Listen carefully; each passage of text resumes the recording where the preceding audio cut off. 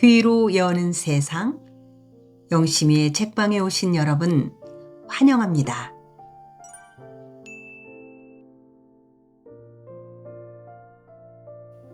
지금 한승원님의 동학제 제6권을 함께하고 있습니다. 지난 1편에서 죽음에서 살아나온 평산이가 동학군이 되어 개벽 세상이 오면 내덕도의 안씨를 만날 꿈을 꾸지요. 그러나 조선의 권도는 민영환에서 민영준에게로 넘어가고 제물포와 마포는 이미 청나라 상인들의 세상이 되어갑니다. 혼란 속으로 빠져가는 이야기 속으로 따라갑니다. 제6권 피의 산, 피의 강.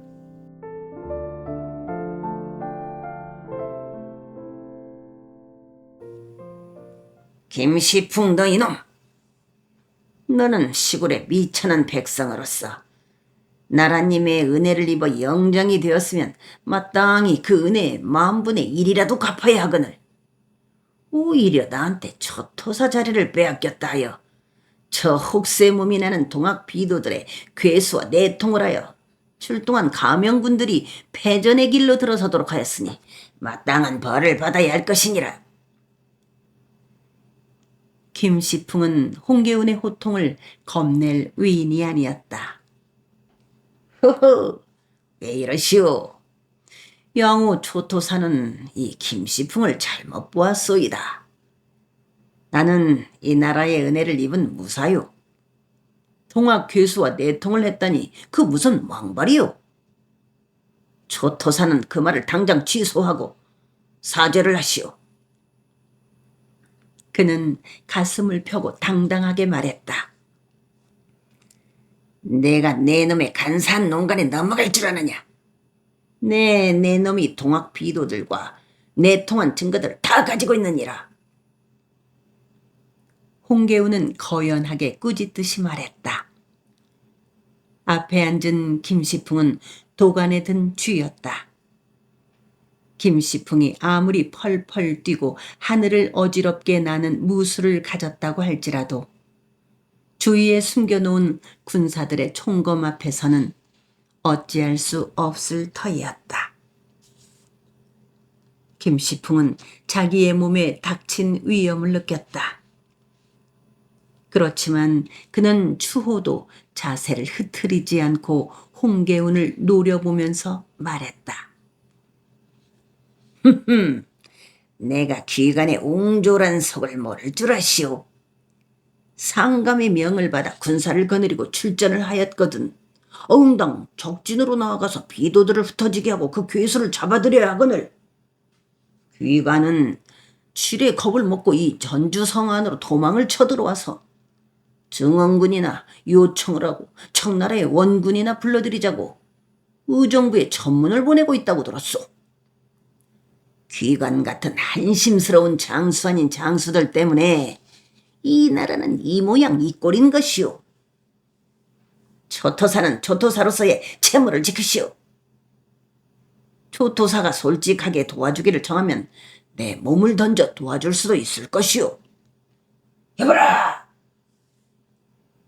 홍계운은 김시풍의 모욕적인 언사에 더 참고 있을 수가 없었다.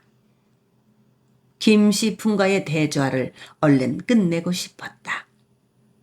그리고 김시풍과 절친한 무사들을 한데 묶어 가두어 버리고 싶었다. 밖에서 대기하고 있던 대관 이학승이 달려왔다. 이학승은 홍계운이 가장 신임하는 대관이었다.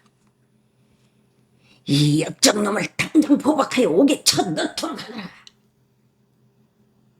하고 나서 그는 내린 영을 바꾸었다. 옥에 넣지 말고 우리 진영 내에 두고 날쌘 놈들로 하여금 첩첩이 둘러싸고 지키도록 하거라. 가명의 옥사장이들 가운데는 김시풍의 졸개들이 있을 터이고 김시풍을 몰래 풀어줄지도 모른다 싶었다.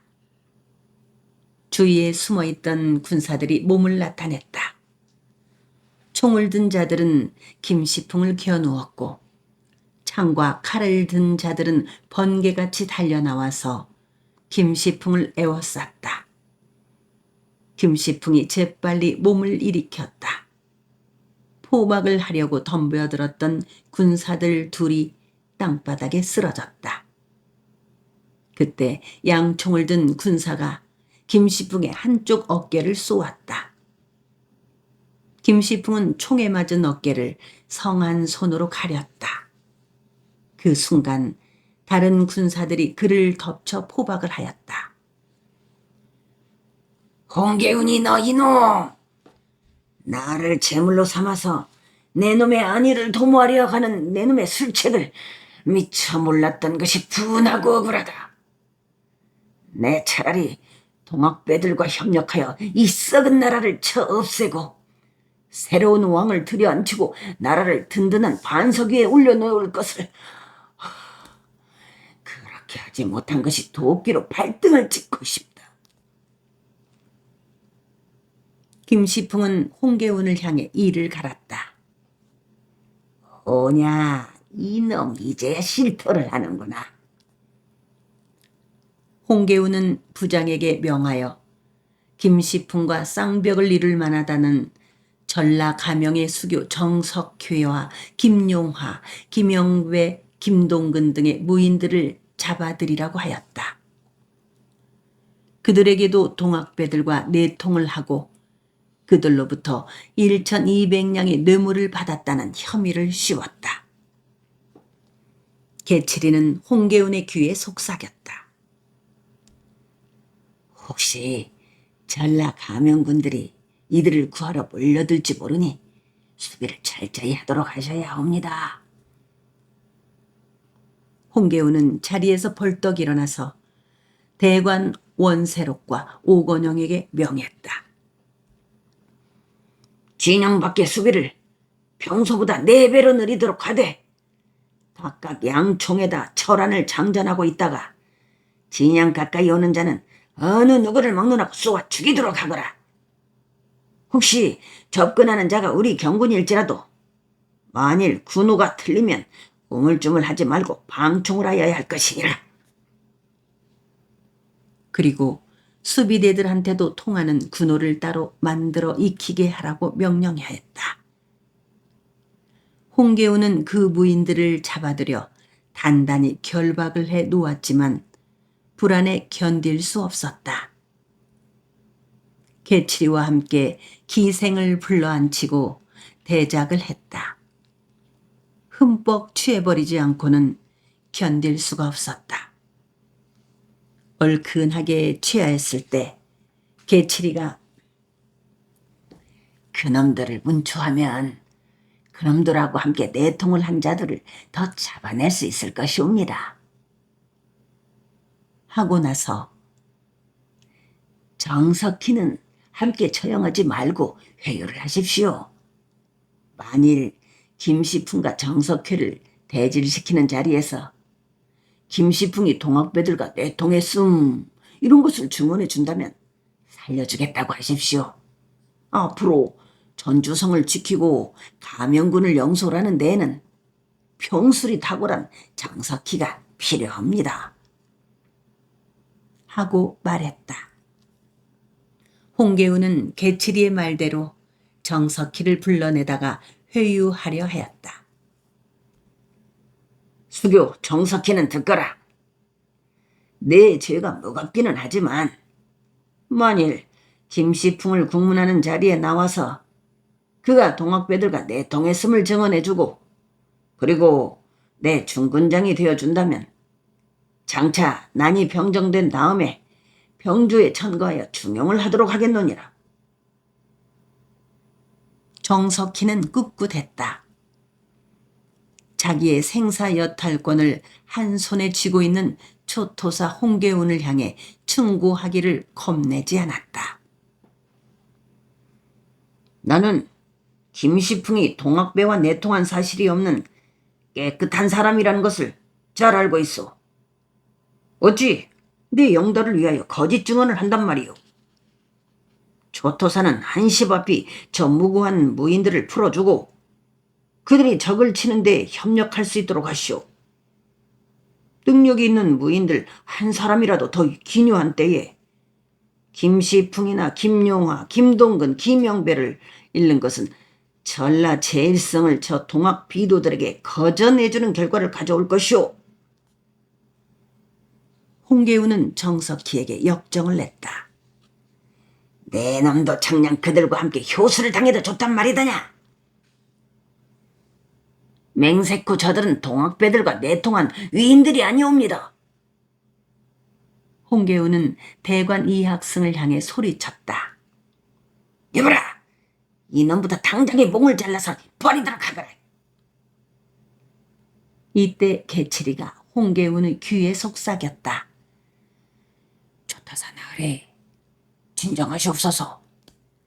나으리에게는 새털같이 많은 날과 달이 있사옵니다. 두고두고 헤아리시고 기다리면서 회유를 하시면은 정석희가 초토사 나으리의 사람이 될 수도 있을 것이옵니다. 그리고 김시풍 등의 죄인들한테 국문부터 하십시오. 국문하는 소리를 들으면 정석희의 마음이 달라질 수도 있을 것이옵니다. 홍계우는 개칠이의 말대로 하기로 했다. 정석희를 영 한쪽에 처박아 놓게 하고 친히 죄인들을 국문했다. 김시풍은 홍계운의 속셈을 읽고 있었다. 겁내어 도망치려 하고 있는 경군들의 마음과 성안의 민심을 돌려놓으려고 자기들에게 죄를 씌워서 효수하려 한다는 것을 짐작했다. 나 이놈, 초토사인 주제에 동학 비도들을 흩어지게 하지는 못하고 나라에 공이 많을 뿐만 아니라 전혀 무고한 무인들만을 잡아 벌주려 하는 내 놈은 천벌을 받을 것이니라. 홍계우는 김시풍을 비웃으며 죄인들 넷을 차례로 주리를 틀거나 태를 치도록 하였다. 너 이놈들, 동학 비도들과 내통을 할 때에 뜻을 함께한 자들이 더 많이 있으렸다. 포박당한 채 국문을 당하는 네 사람은 한결같이 결백을 주장했다. 홍계우는 그들의 다리뼈들이 부스러지도록 주리를 틀고 태를 치게 했다. 줄이 틀리는 네 사람의 비명이 진영 밖에 들과 하늘로 번져갔다. 판관 민영승이 전라감사 김문현의 침소로 달려갔다. 민영승은 초토사 홍계운이 전라도 안에 걸출을 한 문인들을 모두 포박해놓고 국문을 하고 있다는 장문을 올렸다. 김시풍, 정석희, 이들은 앞으로 수성을 하는데 반드시 있어야 할 무인들이옵니다. 그들에게 벌 내리는 것을 서둘러 막아야 하옵니다. 그렇지만 김문현은 그것을 아랑곳하려 하지 않았다. 오히려 김문현은 혹시 자기에게 무슨 화가 미치지 않을까 두려워한 나머지 아니다. 동학 비도들과 내통을 한 그놈들의 뒤를 더 깊이 캐가지고 만일 혐의가 있다면 일벌백계 하여야 마땅할 것이니라. 하고 말했다. 이튿날 곤지산 밑에 시장바닥 한가운데로 양총을 든 경군들이 벌떼처럼 몰려나와서 울을 짰다. 그들 가운데로 20남은 군사들이 김시풍 등의 죄인들 넷을 끌고 와서 꿇어앉혔다. 정석희는 그 속에 들어있지 않았다. 울을 짠 경군들은 시장 바깥쪽을 경계하고 있었다. 그들은 전라 가명군들이 김시풍을 구하러 올까 싶어 그런 것이었다. 시장에 나와 있던 사람들은 놀란 들쥐떼들처럼 도망가기에 바빴다. 경군들의 경계가 하도 삼엄하므로 무고한 사람들에게까지 방총을 할 것 같은 생각이 든 것이었다. 대관 이학승이 혼비백산하여 달아나는 사람들을 향해 소리쳐 말했다. 우리는 나라님의 은혜를 저버리고 동학 비도들과 내통한 죄인들을 효수할 것이니 도망가지 말고 그 역적놈들의 얼굴을 똑똑히 보아두도록 하거라.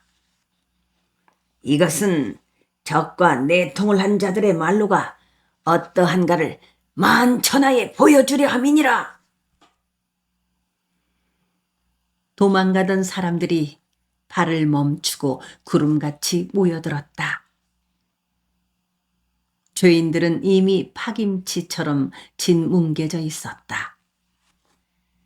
간밤 내내 줄이 틀리고 태를 맞은 까닭이었다.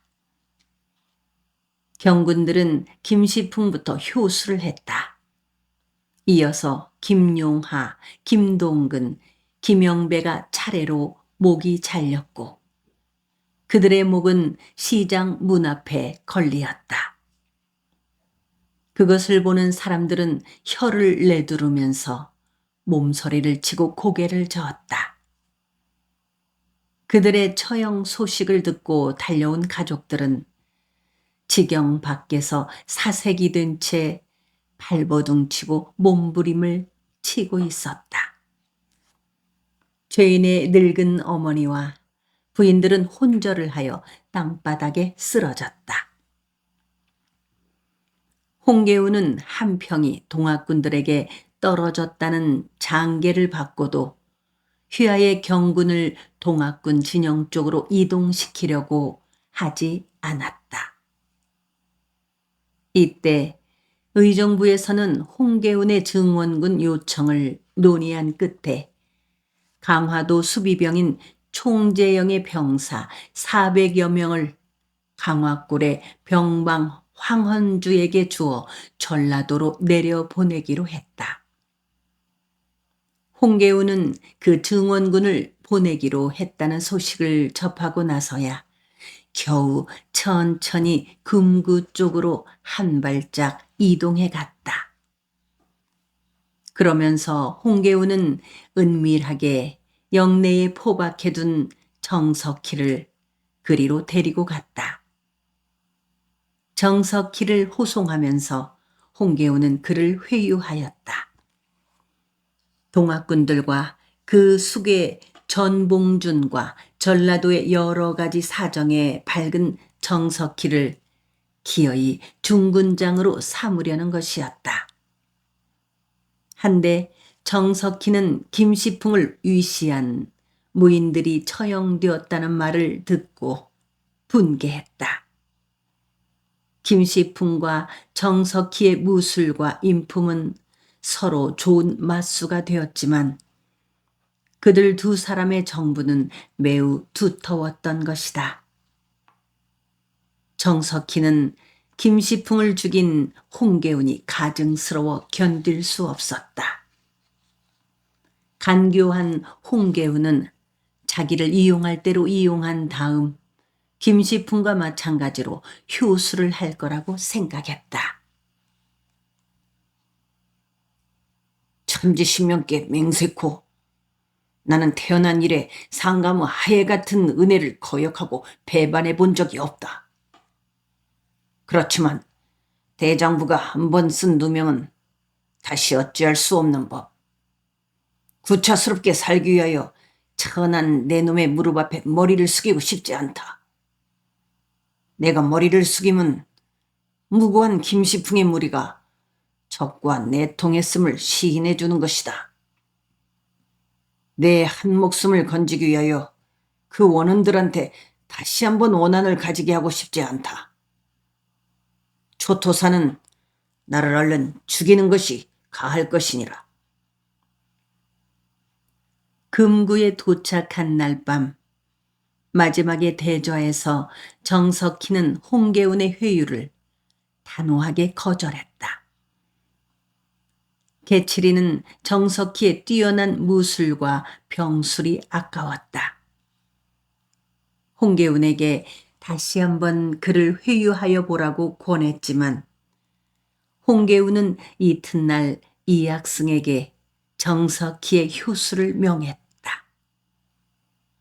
전주에서 김시풍 등을 그렇게 했던 것과 마찬가지로 경군들은 금구의 시장 바닥에서 경군과 전라 가명군과 향군들과 시장에 모인 금구 은민들이 지켜보는 가운데 정석희를 효수했다.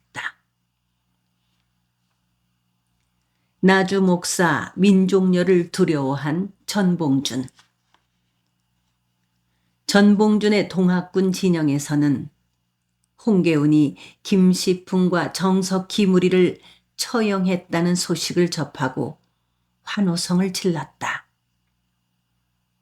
김시풍과 정석희의 무리는 동학군이 전주성을 공략하기 전에 반드시 먼저 제거하지 않으면 안 되는 가명군 쪽의 무인들인 것이었다. 그들을 제거하려는 것은 전봉준의 계략이었고 홍계운은 그의 계략에 말려든 것이었다. 김시풍과 정석희가 없어진 전주성은 이제 만만했다. 전봉준은 홍계운의 경군을 영광 쪽으로 끌어내놓고는 전주성을 공략할 참이었다. 그 작전을 시작하기에 앞서서 나주의 공형과 초토사 홍계운에게 통문을 띄웠다. 그들의 반응은 생각을 떠보려는 것이었다. 나주목의 목사 민종렬은 오래전부터 헤아릴 수 없도록 많은 수성군을 양성하였으며 각면으로부터 향군들을 끌어모아 성 안에 배치해 두고 있었다. 동학군 도소에서는 나주성에 대한 첩보를 입수하였다. 민종렬은 문무를 겸한 구시라치였고 전술에도 능했다. 그의 수성 전술은 여느 구스라치의 그것과 달리 탁월한 터였다. 민종렬은 민왕후와 같은 계열의 민씨는 아니었지만 민씨들 쪽에서는 자기들과 같은 계열의 민씨로 착각하고 민종렬을 밀어주곤 했다.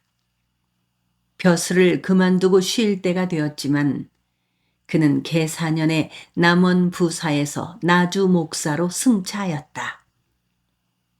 그는 밑에 사람을 잘 다독거렸고 그들을 설득하거나 선동하여 부리기를 귀신같이 잘하였다. 거기다가 나주목은 한쪽이 강으로 둘러싸여 있고 다른 한쪽은 드높은 산들이 에워싸고 있었고 이문영이 군사들을 많이 보내 도와주었다. 그러한 데서 관아의 이교들이 용기를 얻었으며 목사 민종렬에게 죽기를 각오하고 성을 지키겠다고 맹세들을 했다. 나주성 안의 도인들이 보낸 첩보가 동학군 진영으로 날아들었다. 그곳의 도인들은 몇 차례 관할을 습격하려고 노렸지만 목사 민종렬의 방책이 워낙 세밀하고 튼튼하므로 감히 넘보고 공략을 하지 못하였던 것이다. 전봉준은 나주성을 섣부르게 쳐들어가서는 안 된다고 생각했다. 목사 민종렬이 두려웠다. 함부로 나주성을 공략했다가는 한창 사기가 드높아 있는 동학군의 예봉이 꺾일지도 모르는 것이었다. 그리하여 전봉준은 나주를 공략하지 않고 그대로 두되 그곳의 공형들에게로 통문을 보내놓기나 하라고 참모들에게 말했다. 그런데 그 통문을 써서 보내는 과정에서 문제가 생겼다. 참모들이 쓴 통문의 내용 때문이었다. 그 통문의 내용을 장흥 대흥의 접주인 이인안이 문제 삼고 나섰다. 그 통문은 참모들 중 정백현이 쓴 것인데 그것의 내용은 이러한 것이었다.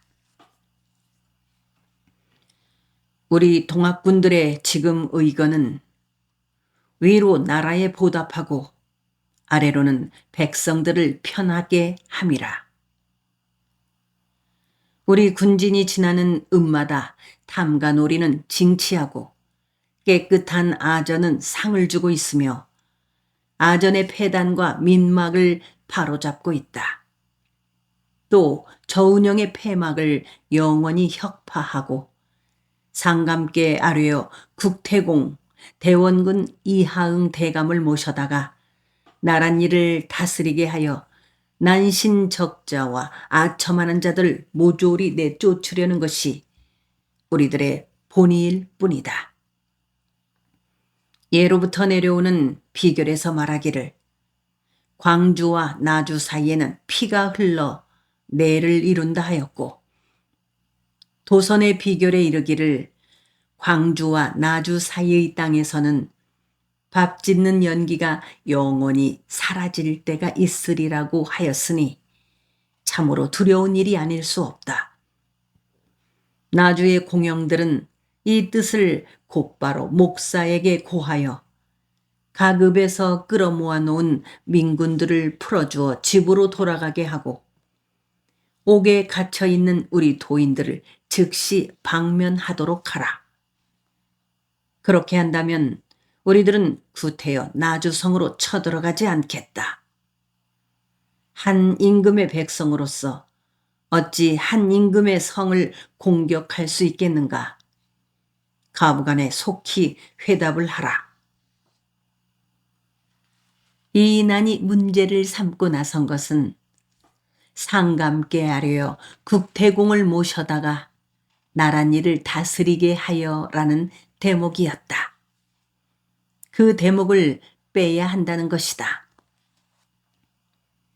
국태공 이항은 안 됩니다. 이인안은 단호하게 말했다. 어째서 안 된단 말입니까? 그것을 지필한 정백현이 이인안을 마주 건너다 보고 너그럽게 웃으면서 물었다. 정백현의 목소리는 나지막하면서도 굵었다. 이인안의 옆에 서 있던 홍순서가 무뚝뚝하게 달고 나섰다. 우리가 죽 써서 개 좋은 일을 하자면 미쳤다고 목숨을 걸고 이 짓을 하자고 나섰습니까요? 정백현이 따지고 들었다. 죽서 개 좋은 일을 하다니요? 홍접장은 말씀이 너무 심하질 않소. 국태공은 이 나라 상감의 아버지이십니다. 이인안이 앞으로 한 걸음 더 나서며 말했다. 우리 생각으로는 국태공 이항 대감도 우리들이 쓸어내지 않으면 안 되는 물이라는 것입니다. 국태공한테 나란 일을 맡긴다면 도로함이 다불이 된다는 겁니다. 이인안의 말에 정백현이 그렇다면 이접주는 나란 일을 누구한테 맡겨야 한다고 보십니까? 하고 물었다. 이때 정백현의 목소리는 약간 높아졌다. 한동안 고개를 떨어뜨린 채 말을 하지 못하고 있던 이인한이 전 대장을 뵙게 해주십시오. 하고 목소리를 낮추어 말했다. 시방, 총관령, 총참모, 영성장들하고 중요한 회의를 하고 계시오. 그때 이방원이 이인한의 손을 잡아 끌었다. 이우함이 이인한을 뒤따랐다. 고이철이 홍순서의 등을 밀고 나갔다. 지역보가 몇 걸음 뒤처진 채 그들을 따라왔다. 그들은 풀밭에 앉았다. 이방원이 이난을 꾸짖듯이 말했다.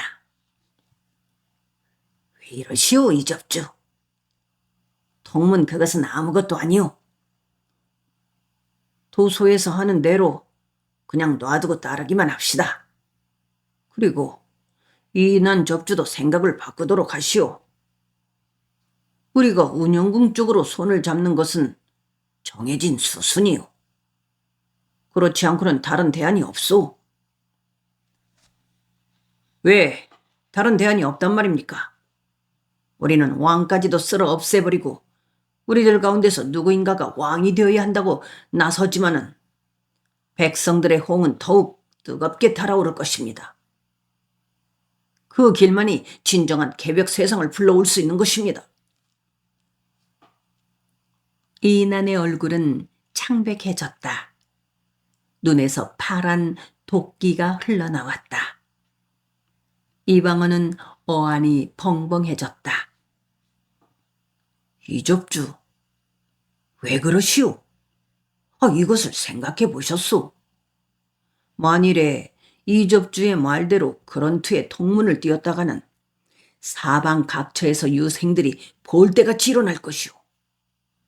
우리는 유생들하고 먼저 싸워야 할 것이오. 아니, 그러기 전에 우리들끼리 더 먼저 싸워야 할 것이오. 나도 물론 이난 접주하고 싸울 것이오. 나는 시방의 왕 이외에 다른 왕을 모신다는 것은 상상도 할 수 없어.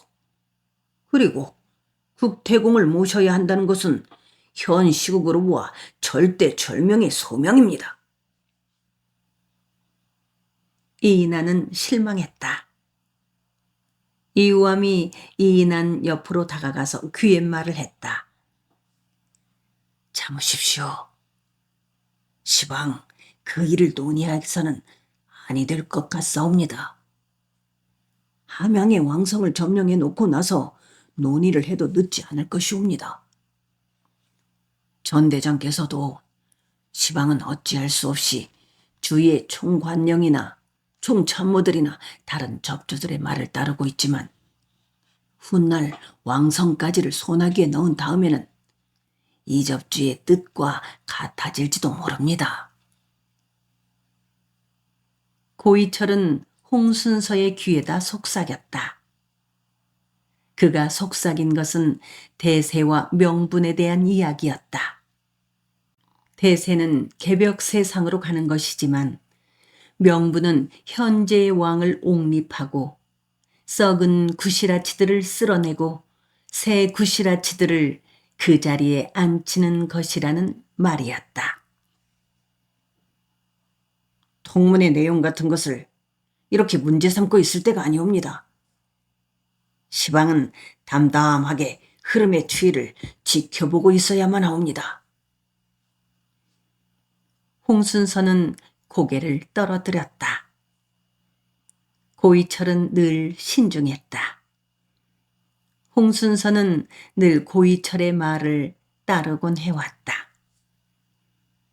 지역보는 비로소 이인한을 죽여야 할 명분을 발견했다. 이우암과 이인한이 주고받는 말들을 모두 들었다. 지역보는 속으로 그들을 비웃었다. 이우암과 이인한 같은 놈들을 역적이라고 하는 법이다. 그래, 얼른 경군들과 어지럽게 뒤섞이는 싸움판이 한바탕 벌어졌으면 좋겠다. 지역부는 총대를 단단히 붙잡았다. 이 나라의 상감을 없애고 다른 사람을 왕자리에 앉히려 하는 이 우암이나 이 인하는 죽여도 좋은 역적들이었다. 그날 밤에 전봉주는 정백현으로부터 이인한과 홍순서에 대한 이야기를 들었다. 전봉주는 장흥 어산에서 만난 늙은 이마동을 떠올렸다. 이마동은 우리들 가운데서 누구인가가, 아니 바로 전 접주가 용상에 올라야 합니다. 하고 말하던 것이었다. 이 인하는 위험한 인물입니다. 조심하십시오. 정백현은 전봉준에게 당부했다.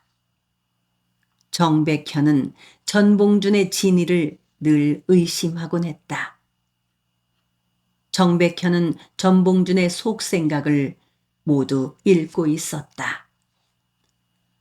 전봉준의 내부에는 동학군이 한양성을 장악한 다음에는 내가 왕자에 앉아야 하지 않을까 하는 생각이 들어있는 듯 싶었다. 만일 그러한 인물들의 말을 따른다면 먹물 진하게 묻은 자들이 모두 전대장한테서 등을 돌릴 것이옵니다. 먹물 진하게 묻은 자들이란 유학들을 두고 하는 말이었다. 동학군 도소의 사람들은 대개가 모두 유학 퇴물들이었다. 알겠습니다. 전봉준은 정백현에게 고개를 끄덕거렸다. 그는 정백현을 어려워했다. 정백현은 항상 침착하고 신중했다. 그는 문장이 뛰어났고 절개고든 성리학자였다. 이 세상은 모름지기 성군에 의하여 덕성스러움과 예로서 인자스럽게 다스려져야 한다고 주장했다. 정백현이 동학에 가담한 것은 동학만이 이 나라의 현실적인 어려움을 극복할 수 있다고 믿은 까닭이었다. 그렇지만 어려움을 극복하더라도 성리학의 근본 정신을 훼손해서는 안 된다고 믿고 있었다. 전봉준은 조심스러운 말씨로 정백현에게 이인한을 만나게 해달라고 청했다. 한밤중쯤에 도소에서 전봉준과 이인한이 마주 앉았다. 이인한은 이우암을 데리고 왔다. 흰 포장을 쳐서 만든 도소의 땅바닥 한가운데서 전봉준은 불끈 솟아오른 듯한 자세로 앉아 있었다. 그의 옆에는 정백현이 앉아 있었고 이인하는 전봉준 앞에서 반가부좌를 하였으며 이우암은 이인한 옆에서 전봉준과 정백현을 향해 무릎을 꿇고 앉았다. 도소 밖에는 전봉준의 호위병들이 늘어서 있었다. 전봉준과 이인하는 한동안 서로의 얼굴을 건너다 보기만 하고 있었다. 그들의 눈빛은 서로의 눈을 향해 많은 이야기를 하고 있었다. 흰 포장이 바람에 흔들렸다. 촛불이 일렁거렸다. 그 일렁거림에 따라 세 사람의 그림자가 도깨비처럼 움직였다. 이윽고 전봉준이 이인한의 손을 잡았다. 그들의 생각은 같았다. 그들은 똑같이 장흥 어산에 머무르고 있는 이마동을 떠올렸다. 그리고 서로의 손을 힘껏 쥐어주었다. 그들의 손은 똑같이 뜨거웠다. 전봉준의 눈빛과 손의 뜨거움이 한양성을 함락시킬 때까지는 국태공의 이야기를 더 거론하지 맙시다. 하고 말하고 있었다. 그 대좌 이후로 이인하는 다시 국태공을 배척하는 말을 입에 올리지 않았고 동학군들 가운데서 누구인가가 장차 왕자에 앉아야 한다. 는 말을 뱉으려 하지도 않았다. 도소에서 내놓은 통문에 대하여 불평을 하지도 않았다. 무너지는 호남 제일성. 개칠이는 홍계운의 환심을 살 계책을 세웠다. 홍계운의 휘하에 들어간 김에 아주 홍계운의 분신 같은 조사가 되고 싶었다. 그러기 위해서는 홍계운의 마음을 사로잡을 수 있는 여인을 그의 침소에 들여주어야 한다고 생각했다. 싸움터라고는 하지만 홍계운은 오랜 동안 객고에 처져 있을 터이었다. 홍계운은 동원 뒤편에 있는 현령의 사절을 독전소로 쓰고 있었다. 현령은 전주성에 가버리고 없었다. 개칠이는 먼저 홍계운의 취향을 알아보기로 했다. 개칠이 스스로가 권본으로 가서 홍계운의 취향에 가장 합당하다 싶은 기생 하나를 데리고 올 참이었다. 개칠이는 저녁밥에 반주를 들고 있는 홍계운 앞에 엎드려 저 세상에서 제일 아름답고 예쁜 여인은 어떻게 생긴 여인이라고 생각하시옵니까? 하고 물었다. 홍계운은 어이가 없었다. 개칠이의 얼굴을 멀거니 건너다 보기만 했다. 곧 개칠이의 의도를 알아차렸다. 하교해 주시옵소서. 지금 전라도 안의 모든 것은 초토사의 수중에 있사옵니다. 전라도 안에 색이라는 것들도 물론 그러하옵니다. 개칠이는 왕에게 고학이라도 하듯이 송구해하면서 말했다. 홍계운은 고개를 쳐들고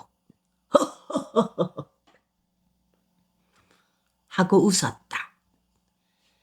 개칠이는 짐짓 무안해하는 표정을 지었다. 홍계운은 한동안 개칠이를 누려보다가 밥상을 물렸다. 이놈 제법 쓸만한 놈이로구나 하고 생각했다. 대통에다가 담뱃가루를 다져 넣으면서 나는 우리 중전마마 같이 예쁘고 아리따운 여인네를 아직 보지 못하였느니라. 하고 말했다. 홍계운은 대통을 촛불에 대고 빨았다. 담배 연기가 그의 입에서 흘러나오기 시작했다. 그는 눈을 거슴츠레하게 뜨고 황후의 얼굴을 그려보고 있었다. 저 소인은 아직 중전마마를 배알한 적이 없사옵니다. 보다 소상하게 말씀해 주시옵소서. 여인네란 자고로 어디가 어떻게 생기고 또 어느 부위가 어찌하여야 예쁘고 아리따운 것이옵니까? 나는 아직도 그때 내가 중전마마를 등에 업고 간 그 일을 잊지 못하고 있다. 중전마마로 말할 것 같으면 하늘에서 내려온 선녀와 한 가지니라. 얼굴은 갸름하면서도 오동통하고 코는 오똑하고 눈꺼풀은 약간 푼 듯하고 입술은 앵두빛이고 목은 길고 허리가 수양버들가지처럼 길고 그런데 내가 막상 마마를 등에 업고 보니 송구스럽게도 헛개비같이 가볍더라. 내 입으로 그 말씀을 담기 황송하지만 내 등에 닿은 젖가슴은 풍성하고 내가 두 손으로 받쳐든 엉덩이 부분은 실박하더라. 그 중전마마는 이 세상을 다 가지고 계신 어른 아니더냐? 나는 이 세상 전부를 내 등에 업고 간 것이었지. 중전마마를 등에 업은 채 이 세상 끝까지라도 가고 싶었지.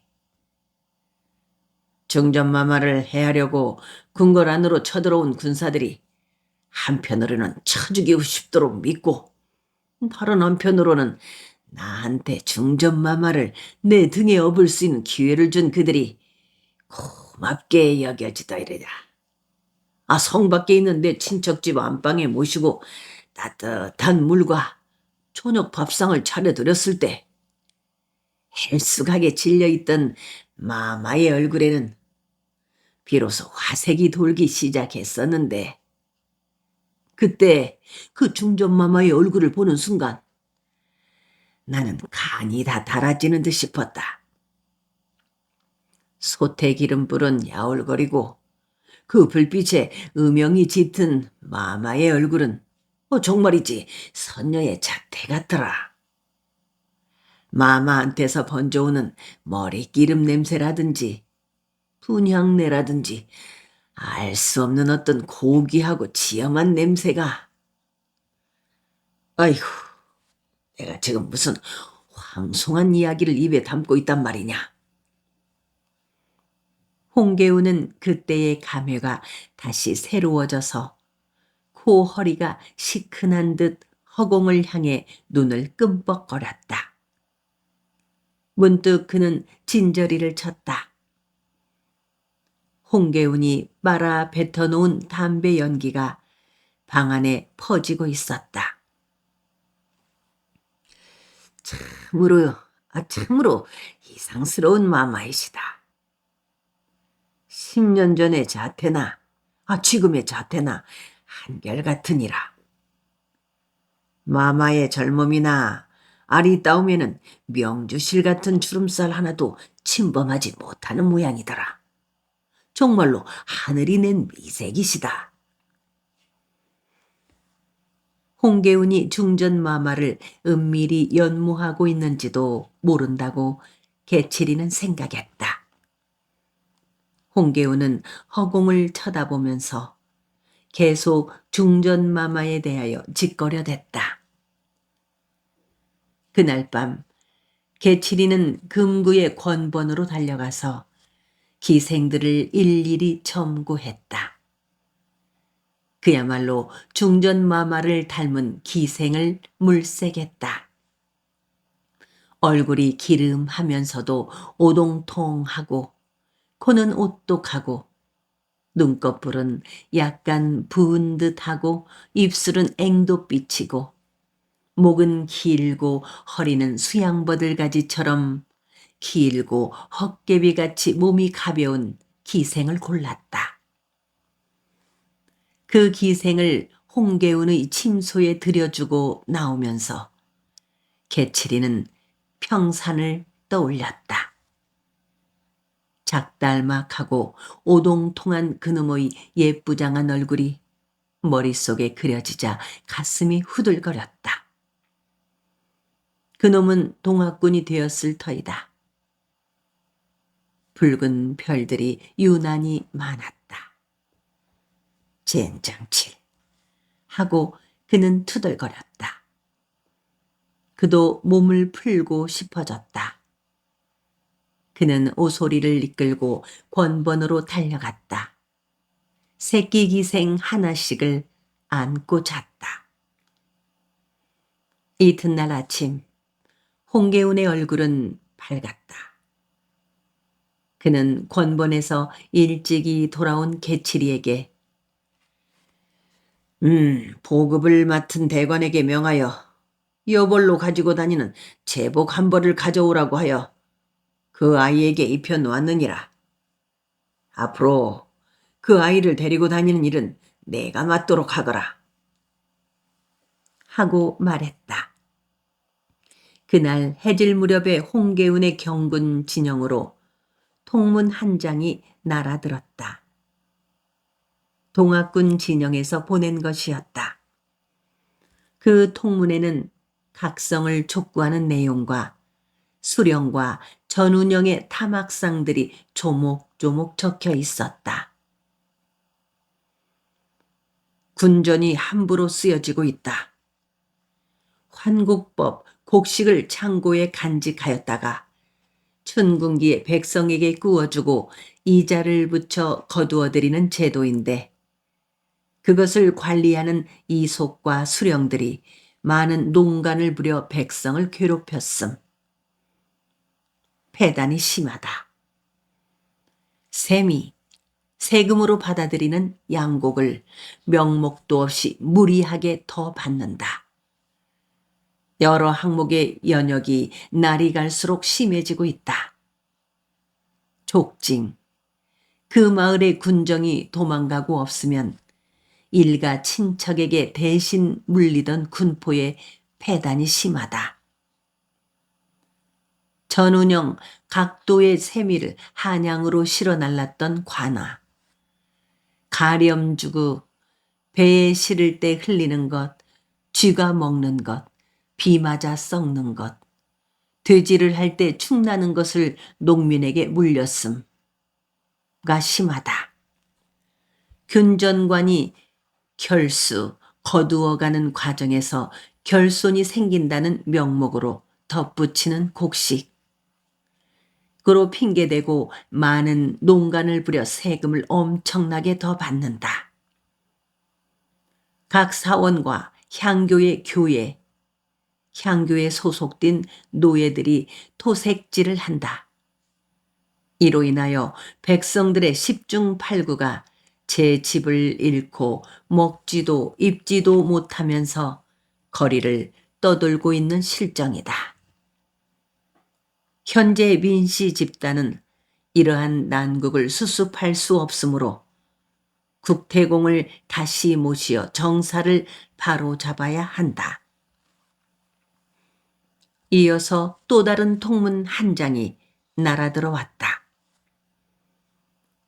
홍계훈, 내가 여기에 와서 무엇을 하겠다는 것이냐? 임금의 은총을 믿고 신식무기를 가진 군대의 위세를 옆구리에 끼고 죄 없는 순직한 백성들을 사륙할 뿐이니 내가 어찌 참다운 장수라고 할 수 있겠느냐? 용렬한 너는 우리가 쓴 반간계, 동학군 쪽에서 투입한 간첩이 퍼뜨린 소문이나 제공한 정보에 빠져서 무고한 무인 김시풍, 정석회, 김영배, 김동근, 김용화를 효수하였으니 어찌 병수를 아는 장수라고 할 수 있겠느냐. 너에게는 지금 두 가지의 길이 있을 뿐이다.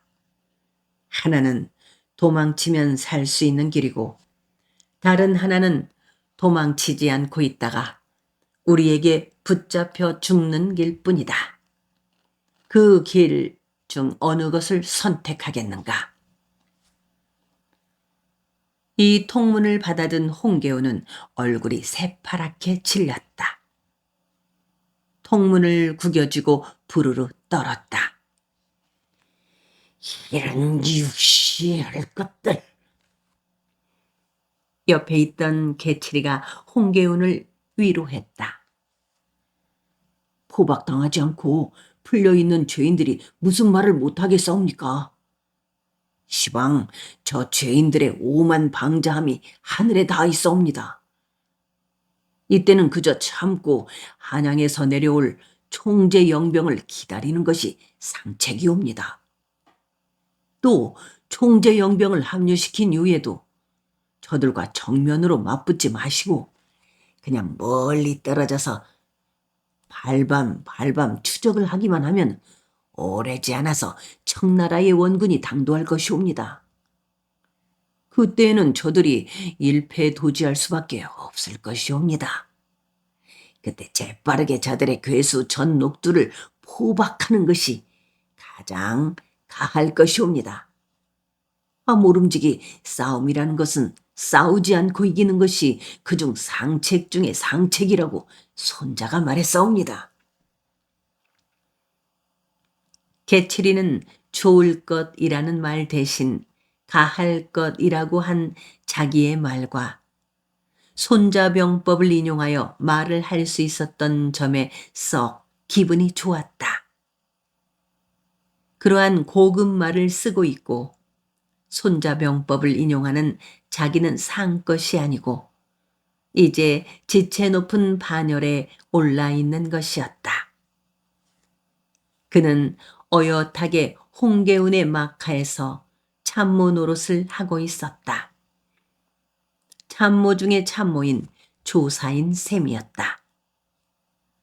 나중에 온 통문이 자존심을 몹시 상하게 하였지만 홍계운은 개치리의 말대로 참기로 했다. 한데 동학군들이 나주 쪽과 장성 쪽 두 갈래로 갈리어 나간다는 보고를 받았다. 홍계운은 아차 했다. 동학군이 필시 전주성을 공략하려는 것이다 싶었다. 홍계운은 개치리를 불러 장성 쪽으로 급선회한 동학군을 대관 이학승과 원세록과 오건영에게 병정 300명을 주어 뒤쫓게 하는 게 어떻겠느냐고 물었다. 개치리는 절대로 안 될 일이라고 고개를 저었다. 참으셔야 합니다. 그들을 성급하게 뒤쫓아서는 안 되옵니다.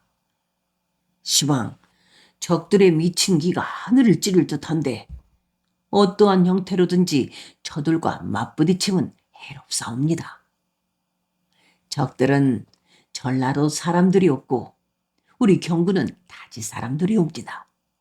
영리한 타지 닭이 싸우면 어부지렁이 같은 토종 닭이 이기는 수도 있사옵니다.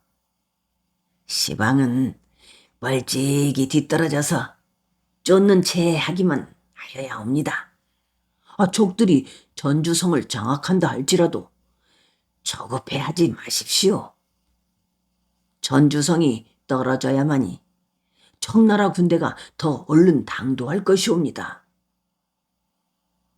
초토사 나으리, 보겁국은 주독을 푸는데 그 이상 좋을 수가 없는 고기국입니다마는 나비가 나는 때에는 잡아먹기를 삼가해야만 하는 것이옵니다. 그때는 그 보거라는 놈이 바야흐로 알을 낳을 때이므로 1년 중에 가장 맹독이 올라있을 때인 까닭이옵니다. 동학배들도 마찬가지입니다. 시방 한창 독이 올라있사옵니다. 저 동학 비도들은 청나라 군대가 아니고는 제압할 수 없다는 점을 유념하고 또다시 유념하시옵소서.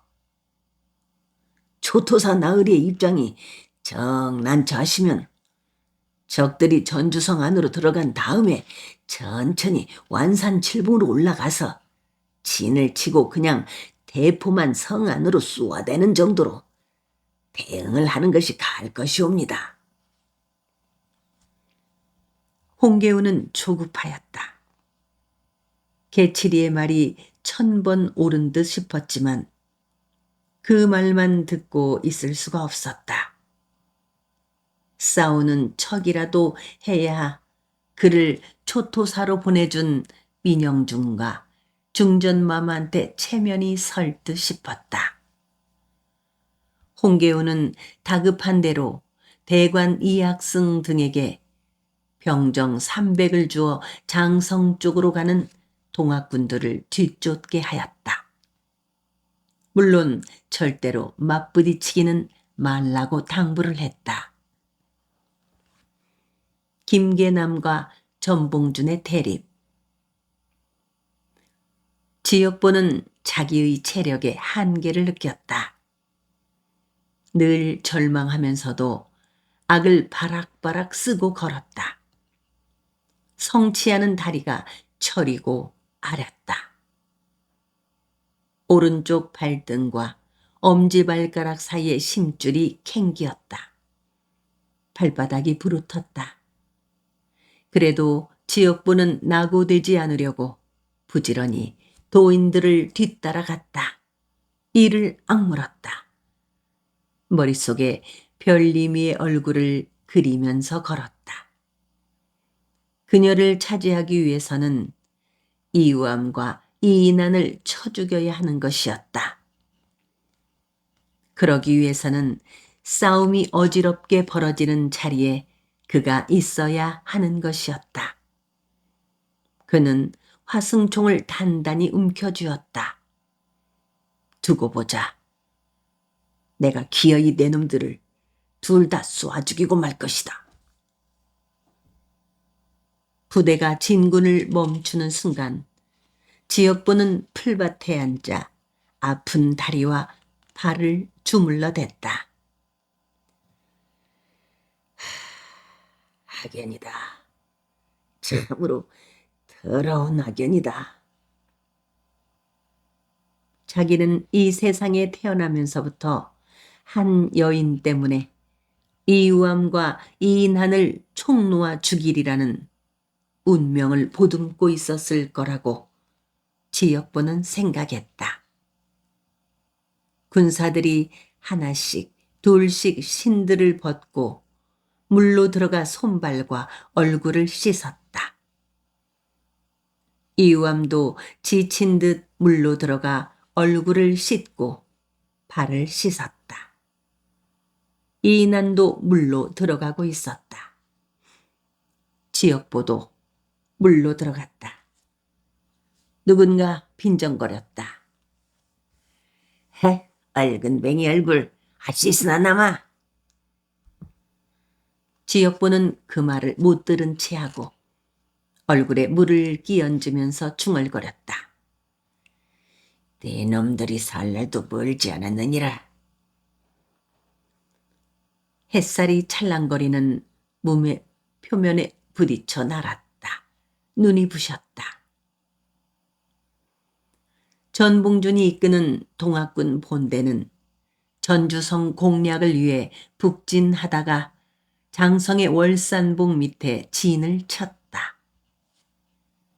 영광 쪽에서 올라오는 길목에다가 100여 명쯤의 후발 부대를 매복시켜 놓고 그쪽에서 올라오는 경군을 경계하게 하였다. 그것은 나주 쪽으로 보낸 김계남의 부대가 도착하면 함께 전주성을 향해 북진하려는 것이었다. 전봉준이 2천여 명의 김계남의 부대로 하여금 나주를 거쳐 올라오게 한 것은 두 가지의 뜻이 있었다. 하나는 독자적인 행동을 하려 하는 김계남의 말을 들어주자는 것이었고, 다른 하나는 영광에 있는 초토사의 경군들을 그 어느 한쪽으로도 움직이지 못하게 묶어두려는 것이었다. 전봉준은 자기와 김계남의 만남이 처음부터 운명적인 대립, 갈등이었을 뿐이었다고 생각했다. 앞으로도 내내 그 대립 갈등은 더 팽팽해질 것이다 싶었다. 자기에게는 감추어진 고집이 있는 반면에 김계남한테는 드러난 옹고집이 있었다. 전봉준에게는 자존심이 감추어져 있다면 김계남한테는 드러난 자존심과 끝없는 공명심이 있었다. 김계남의 이름은 원래 김기범이었다.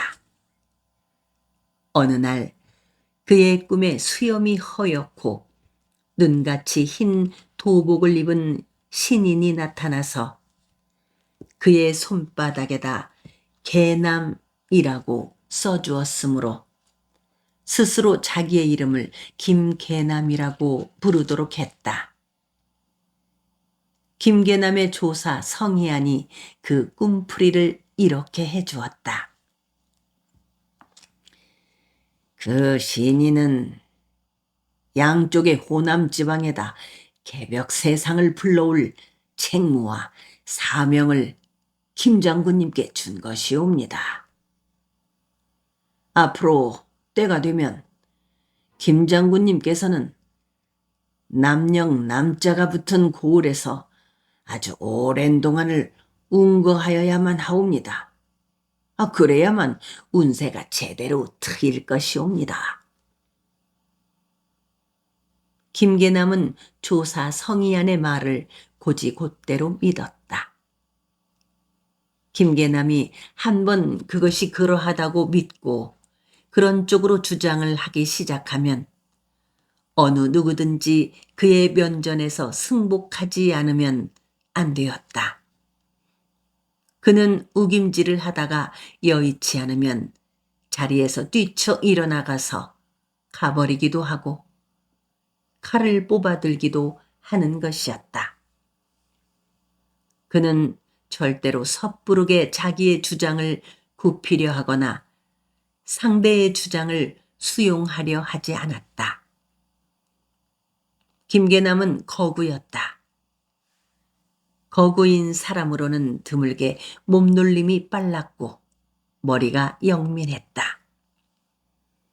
김계남의 부대는 천민부대였다. 몸짓 날랜 백정, 노비, 파괴한 승려, 옹기장이, 박수무당, 청기화장이, 목수장이, 광대패, 떠돌이 발피, 무뢰배, 사당패, 초라니패, 거짓대들이 많았다. 거기에다가 도강 김씨들이 막하에 몰려들어 있었다. 김계남은 휘하에 몰려든 그들에게만은 너그러웠다. 그들을 살부치처럼 위해주곤 했다. 옆 사람이 상을 당하면 친히 찾아가서 염을 해주기도 하고 장지를 마련하여 장례를 치러주기도 하고 양식을 구해다 주기도 하고 약시시를 할 수 있게 해주기도 했다. 외롭게 떠도는 발피나 무뢰배들이나 초라니패들이나 거지들이 병을 앓는 경우에는 몸소 양식을 구해다가 밥을 끓여주기도 하고 밤을 새우면서 병간을 해주기도 했다. 운신이 불편한 자는 물을 데워 머리를 감겨주기도 하고 멱을 감겨주기도 했다. 천민부대라고 소문이 난 김계남의 부대의 용맹은 가공할 만한 것이었다. 그 부대원들은 김계남을 위하여 앞뒤 가림을 하지 않았고 잔혹하기까지 했다. 그들은 모두 양반과 토호와 부자들과 구시라치들과 그 밑에 빌붙은 아전들을 갈아먹고 싶어 했다. 양반들은 붙잡는 대로 불알을 까서 씨를 말려버려야 하고 부자들의 재산은 빼앗아서 가난한 사람들한테 나누어 줘야 한다고들 했다. 구시라치들과 아전들은 파김치가 되도록 곤장을 쳐서 지경 밖으로 내쳐야 한다고 주장했다.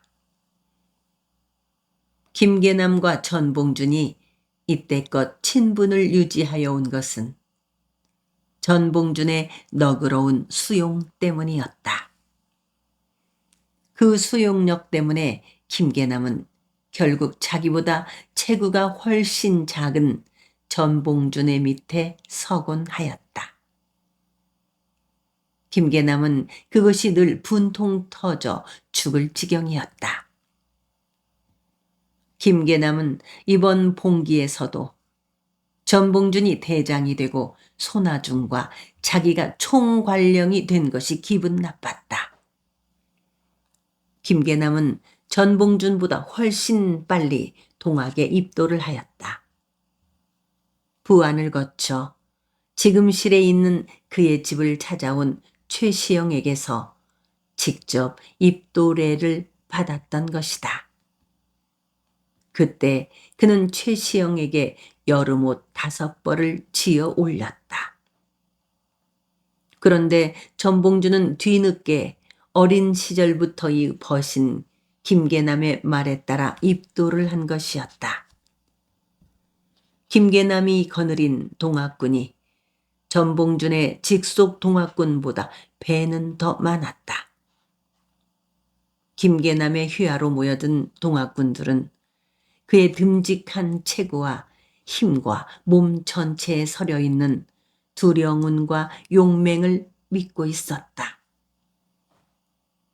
김계남 휘하에는 비결과 점에 능한 도사들이 많이 모여들었다. 김계남은 비결과 사주와 점을 믿었다. 김계남의 운명을 점쳐주는 점쟁이들마다 그의 운세에 두령운이 들어있음을 집어냈다. 잘하면 용상에 앉을 수도 있음을 귀뜸해주는 사람도 수두룩했다. 김계남은 그들 가운데 가장 예리하게 그의 앞날을 점치고 있는 듯 싶은, 대세의 흐름을 잘 짚어내는 듯 싶은 지략가 한 사람을 막하에 두고 그의 지시를 따르곤 했다. 그것이 조사 성희안이었다. 김계남은 경군들과의 이 싸움에서 반드시 승리를 하리라고 믿고 있었다. 충청도와 경상도와 경기도에서 동학군들이 일어서 주기만 하면 한양의 도성도 한낱 홍수 앞의 개미성처럼 쉽게 무너지리라고 생각했다.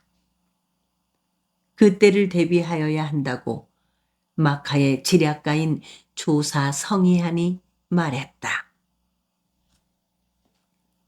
그때 그 자리를 선봉준한테 빼앗겨서는 안 되옵니다.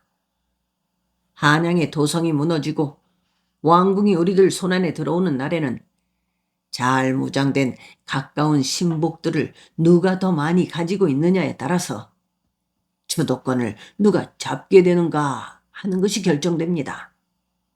주도권을 잡은 사람이 왕 노릇을 하게 될 것이옵니다.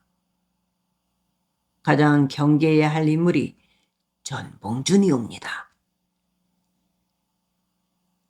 전봉준은 김계남 밑에 지략 뛰어난 조사가 있다는 것을 알고 있었다. 성희안이었다. 조사 성희안의 체구는 좁쌀만 했고 얼굴이 취상이었다. 목소리가 가느다랗고 수염이 듬성듬성했고 눈빛이 야행성 동물들의 눈처럼 푸르게 빛나곤 했다. 김계남이 그 조사 성희안의 말에 따라 행동하는 것이 그는 늘 서운하고 슬펐다. 계남아, 제발 나를 의심하지 말아라.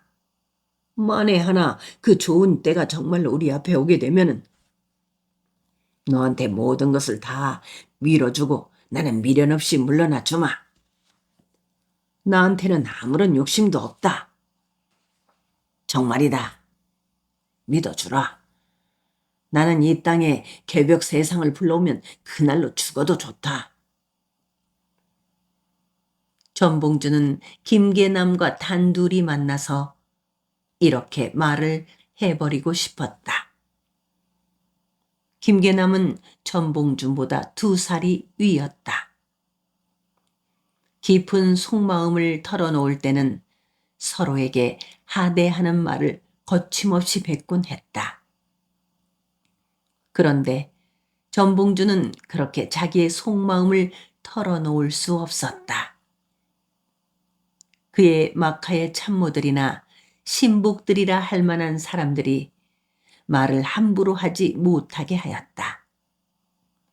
심지어는 송아중까지도 김계남의 김칫국부터 마시고 있는 헛된 꿈과 생각을 경계하라고 충고를 하곤 했다.